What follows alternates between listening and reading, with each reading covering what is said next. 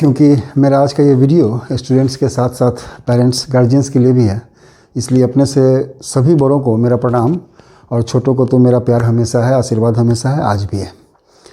जो बात हम कहना चाहते हैं उसके पहले, आज सरस्वती पूजा है।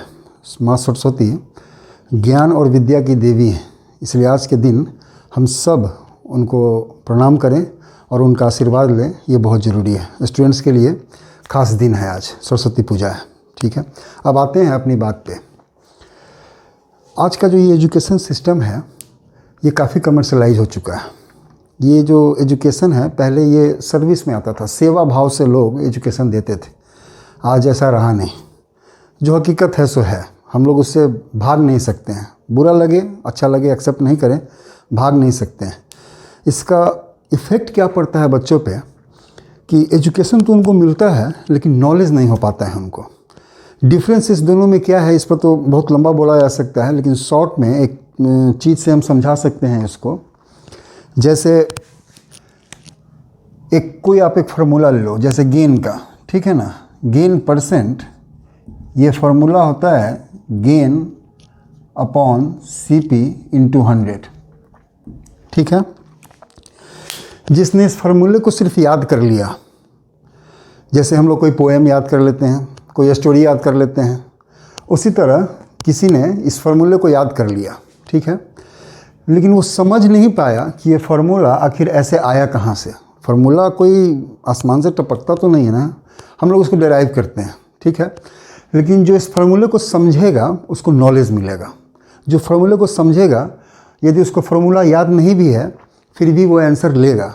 वो समझेगा कि यदि किसी चीज़ में है CP जो भी है, यदि मान लो CP 200 रुपीज़ है, इस पर इसको गेन 20 रुपीज़ का हो रहा है, तो 1 रुपये CP पे इसको गेन होगा 20/100।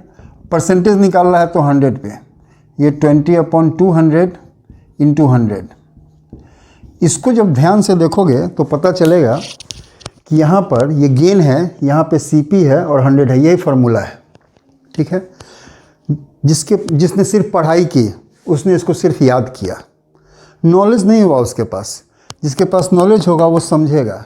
ये नॉलेज जो है वो आता है किसी चीज़ के बेसिक्स को समझने से। वो बहुत ध्यान देते हैं ना इस चीज़ पे, कंसेप्ट नहीं है, बेसिक नहीं है, वो यही चूँकि बच्चे समझ नहीं पाते हैं इसलिए उनके पास नॉलेज नहीं हो पाता है।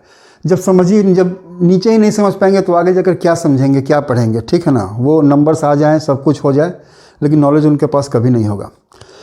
और देखिए, इसमें आश्चर्य की बात क्या है कि पढ़ने में मेहनत बहुत ज़्यादा है, याद करना पड़ता है ना, लेकिन जो नॉलेज है ना वो हमें किसी चीज़ को समझना जो है ना वो बहुत नेचुरल होता है।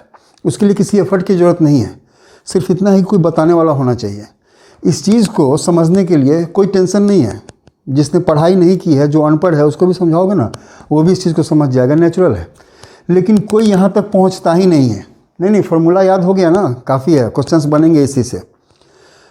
एजुकेशन सिस्टम ये पॉइंट बेस, जिसको कहते हैं मार्क्स बेस हो गया। नंबर कैसे ज़्यादा आ जाए, कुछ समझ में आए या ना आए, नंबर हम लोग देखते हैं ना। देखो क्या डिफरेंस है दोनों में।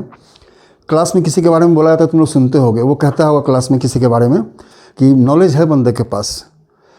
क्या डिफरेंस है तुम में और उसमें, क्या डिफरेंस हो जाता है। सिर्फ नॉलेज कैसे आ गया उसके पास, सिर्फ इसलिए कि उसने थोड़ा सा ध्यान देकर उस चीज़ को समझ लिया। तुमने सिर्फ याद किया, उसने समझा कि आखिर हुआ कैसे। ठीक है, एक मेरा इसी रिस्पेक्ट में एक मेरा एफर्ट है कि एक ऐसा सेशन हम स्टार्ट करें जो क्वेश्चन बनाने पर ज़्यादा ध्यान न दे, ज़्यादा ध्यान इस चीज़ पर दे कि ये बना कैसे, इस क्वेश्चन से हम क्या सीख सकते हैं।